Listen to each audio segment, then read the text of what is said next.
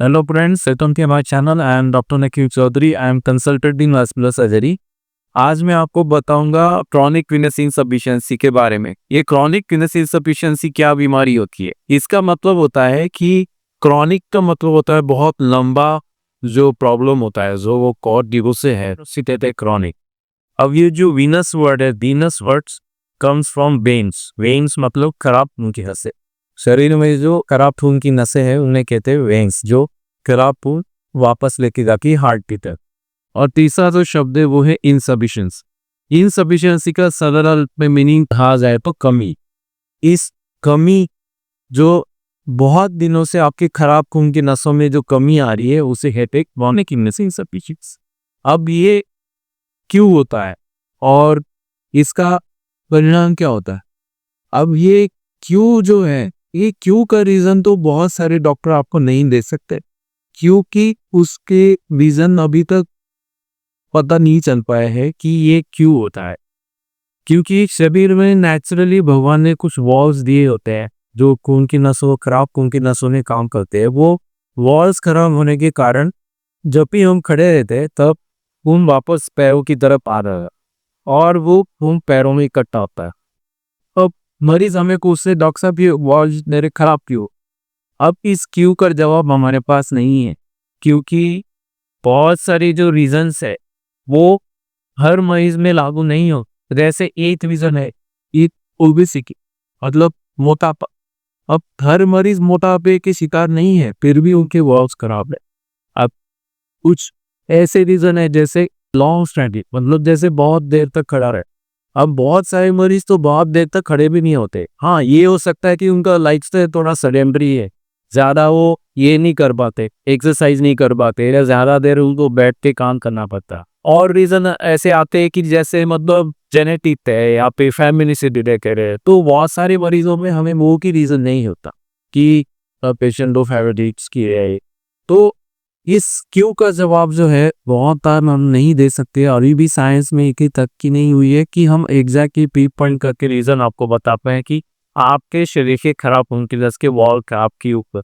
खैर, तो वॉल खराब होने की वजह से आपको ये बीमारी होती है, इसे कहते हैं क्रॉनिक वेनस इनसफिशिएंसी। उसके और भी रीजंस हो सकते हैं। वैसे अगर आपकी लीक वेंस खराब हो जाए, जैसे आपको कभी क्लॉटिंग हुआ हो, उसे कहते हैं डीप वेन थ्रोम्बोसिस। उसके बारे में भी मैं वीडियो बना रहा हूँ आपका अवेयरनेस के लिए कि डीप वेन थ्रोम्बोसिस क्या होता है, किडनी को हो सकता है, उसका क्या असर होता है।